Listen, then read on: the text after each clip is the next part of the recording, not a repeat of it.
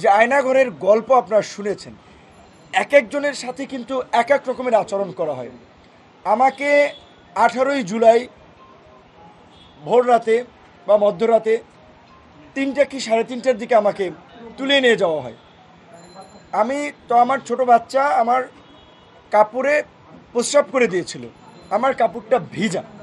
আমি বলেছিলাম যে ভাই আমি কাপড়টা চেঞ্জ করে যাই। চিলে যেমন শিকার করে ঠিক অমনিভাবে গেঞ্জি এখানে আমাকে একেবারে চ্যাংদোলা করে আমাকে টেনে হেসছে নিচে নামালো।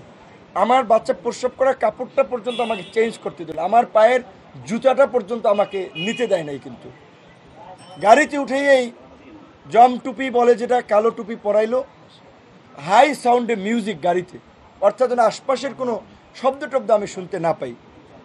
তারপরে রাতেই নিয়ে গেল, নিয়েই চোখ মুখ বেঁধে জিজ্ঞাসাবাদ এবং সেই সাথে অমানবিক, মানে বলতে পারেন যে আপনার অমানবিক মারধর করে।